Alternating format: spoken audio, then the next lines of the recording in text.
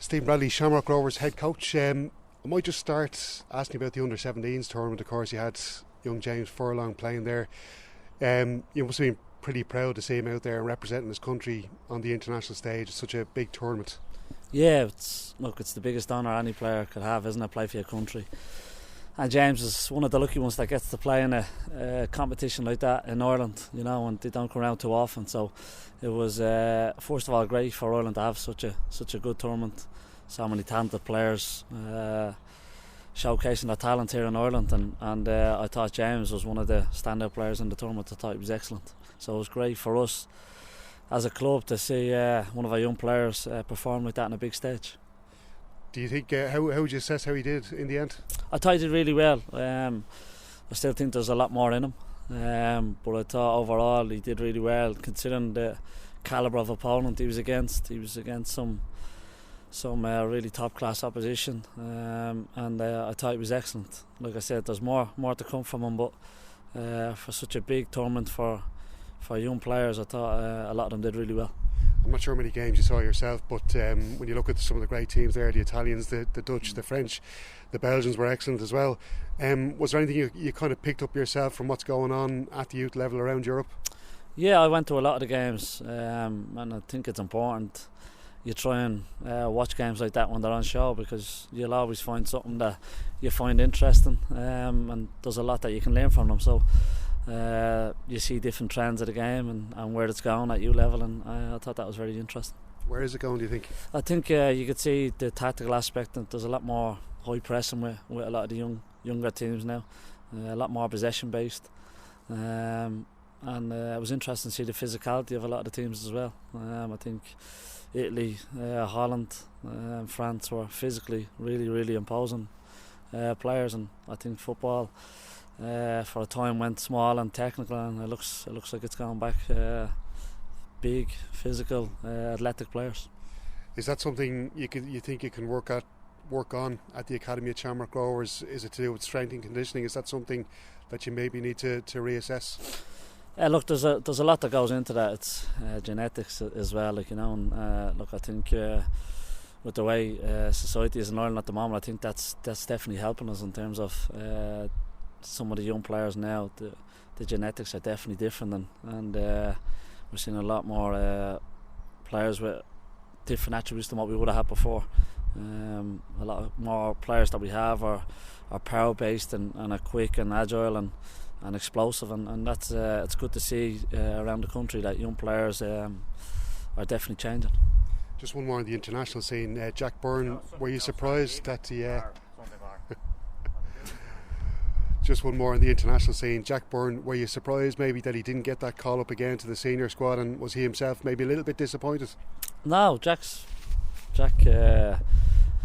was happy to be in the last squad, and by all accounts he did really well, and he's been really good for us. He just needs to keep his head down and keep working, and I'm sure there'll be many more call-ups for him. Jack understands that it's hard to get into international teams. That's why not many people do it, and Jack understands that it's hard, and he needs to keep working, and he'll keep doing that. His attitude's been unbelievable since he's been in, and he's playing really well, so he just needs to keep his head down, keep doing what he's doing, and that chance will come again. Do you think, have you been kind of impressed by the way that, because you've asked him maybe to do things that he might particularly like, playing certain positions out to the right, maybe when he wants to be playing more central, have you been impressed by the way Jack has kind of knuckled down and done what you've asked him to do? Yeah, his attitude's been brilliant from the first day. He's worked really hard, he's embedded himself into the team, he's bought into everything we're doing here, the environment, the culture, how we want to play, and he's been excellent. We all know his ability on the ball and how good he is on the ball. But I think his all-round game has improved since he's been here, and that's down to him and his attitude, wanting to work hard and wanting to improve as a player. Back-to-back wins sealed there against Finn Harps on Monday night, Stephen. How important was that to get back on track after, because you had a patchy stage there where you maybe lost 3 and 4 matches, so how important was it to get those back-to-back wins? Yeah, it was important to get the points on the board obviously, but we haven't been slightly concerned at all. We've been very, very good. In Sligo we were excellent, and we lost the game to 2, their goals. We should really win the game quite comfortably, to be honest. So we weren't concerned. We're disappointed that we conceded goals, and lost certain games. The other games were, for me, were taken out of our hands that we lost, you know. So we haven't been worried at all. We've just been concentrating on what we've been doing, and we knew the wins would come, and we just need to keep hitting our levels, keep working hard, and we'll be fine. Still keeping the pressure on Dundalk.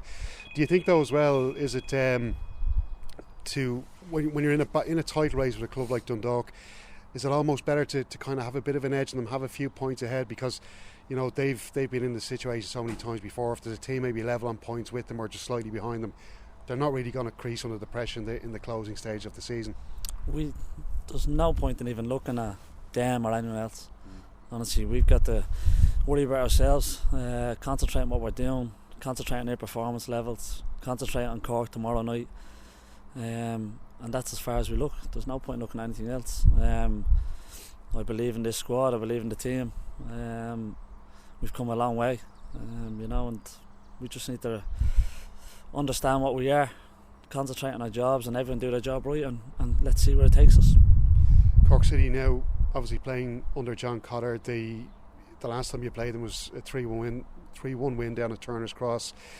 I saw them recently off at Dalymount Park. They really bedded in, you know, they kind of played very defensively, waited for, you know, a couple of breaks or a lucky break, and it did happen for them in the end. They beat Bows 1-0.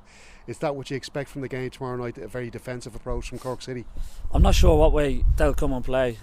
We watched them against UCD and they pressed really high, and like you said, against Bohemians they didn't press so high, so we're not sure what way they'll come. But either way, we have to remember that Cork have had a bad start, but there's some excellent players in that team, in that squad, in the start 11 that can beat any team on their day, and it's full of players that have been around the league, have won things in this league, and they know how to go to any ground in the league and get results.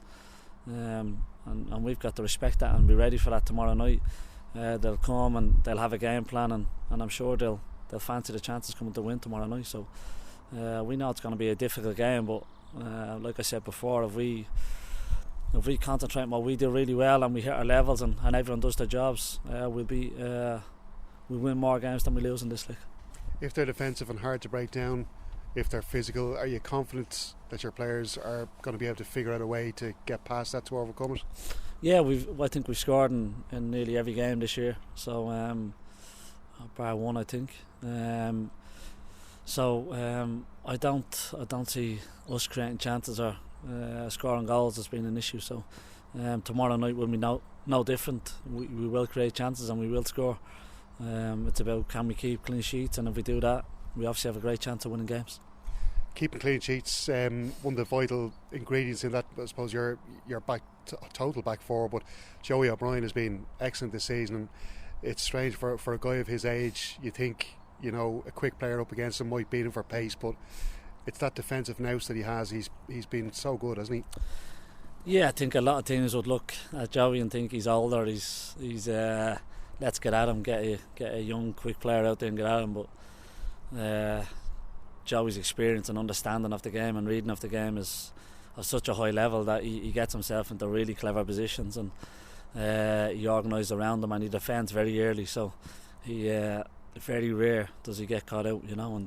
And I think this year he's been exceptional for us. He's missed one game due to his shoulder. Other than that, he's been brilliant. He's a calming influence on the team, settles everyone down, and he's obviously a top defender. So hopefully more of the same tomorrow night. And the goals have been coming from all over the pitch, Stephen, this season. I know there was talk maybe pre-season that you needed a striker to bag you 20-30 goals a season.